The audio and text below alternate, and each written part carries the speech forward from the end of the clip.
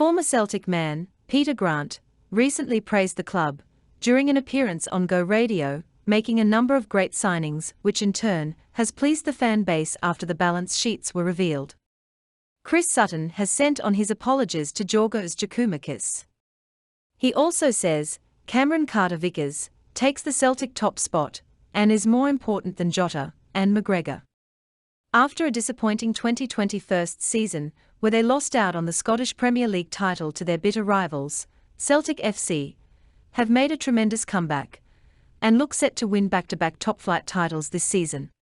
After bringing in Australian manager Ange Postecoglou, the club have spent just shy of £50 million in the last 2 seasons, bringing in huge players like Jotta, Carter Vickers, Kyogo Furuhashi, Liel Abada, Rio Hatate, and Joe Hart to name a few.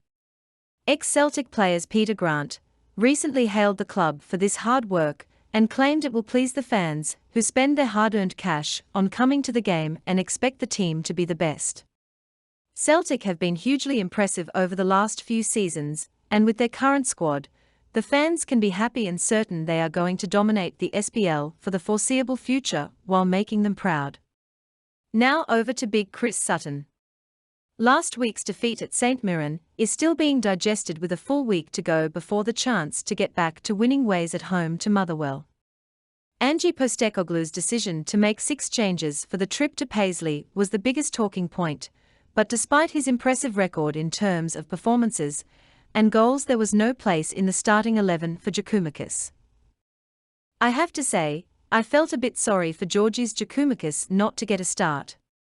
With so many alterations, the Greek must have thought he'd get the nod. The game was already getting away from Celtic by the time he appeared. With 13 matches between October 1st and November 12th, there should be plenty of opportunities for Giakoumakis to add to his 3 goals to date and start his first SPFL Premiership match. He went on to say, Carter Vickers is Celtic's most important player. I'm not saying he's the most skillful or the most talented in terms of ability. That's a label reserved for a Callum McGregor or a Jotta.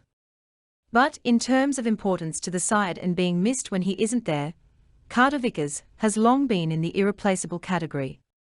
That's why shelling out £6 million in the summer to get him permanently was a key priority. If they were to lose him for the upcoming double-header against RB Leipzig, it would be a brutal blow for the team in terms of Celtic's Champions League qualification ambitions. You only had to look at events in Paisley last weekend to see what happens when he's not around. 1 goal lost in the Premiership in 6 games up to that point, with the American international at the heart of the backline. Take him out for just 90 minutes, 2 are lost and so is the game. I don't want to be hammering Stephen Welsh, but, quite frankly, Celtic don't lose that second goal against St Mirren if Carter Vickers is there. He deals with that ball on his 6-yard line. Postecoglou needs him back, and he needs him back urgently. Any extended absence would be a nightmare for the manager. The Celtic boss has been back in his homeland this week to promote the Sydney Sports Cup, and I'm sure he'll have spent a lot of time on the lengthy flights there and back thinking about planning about how he approaches the next batch of fixtures.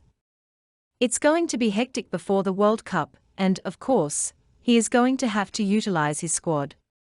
Having options is good. Having 2 players for every position is an ideal situation. It means changes can be made without too much disruption. Or it should. Postecoglou and his team did a magnificent job to go 38 games in the top flight without defeat, so an off day was inevitable. There have been games during that run where Celtic didn't perform as they could and got over the line either with a single goal, or they managed to dig out a draw from a below-par show. St Mirren away last season, for example, was a perfect example on the same ground where it went wrong for them 6 days ago. Carter Vickers and Jotta could both have started and they might still have lost. However, when I look at this Celtic team, I see certain players who must be in there if at all possible. Of course, many will disagree with me and point to the fact that Postecoglou made 9 changes for a cup tie against Ross County earlier in the season and got the game won 4-1. That's fair enough. It's just my opinion that some need to play for the team to really fire. Carter Vickers is one, obviously, for the reasons I have stated. Jotta is another. He's a match winner, and he has the ability to take guys out of the game in one-on-one situations.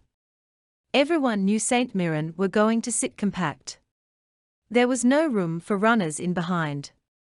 It was going to take something special, a trick. And I'm not sure if that is Dyson Maeda's game. McGregor is another who I now feel has to be in that midfield pivot position. He does things quickly. He's always on the half turn and the speed of the pass is crisp. It gets Celtic going through the lines. Aaron Moy is neat and tidy. It's not that he's a poor replacement. It's just that McGregor is so good at what he does and the pace in which he does it. I have to say, I felt a bit sorry for Giorgos Giakoumakis not to get a start. With so many alterations, the Greek must have thought he'd get the nod. The game was already getting away from Celtic by the time he appeared. But maybe Postecoglou will look at that going forward and wonder if it is wise to make too many at the one time. That's for him to decide. He's not got much wrong in his tenure, that's for sure. He can certainly be excused for a misstep or a poor performance and be trusted to make sure the same thing doesn't happen again. But I just think certain guys have to be in there if at all possible. And Carter Vickers is most certainly one of them. The quicker he's back, the better for Celtic. And on that note, have a great day, Celtic fans all around the world.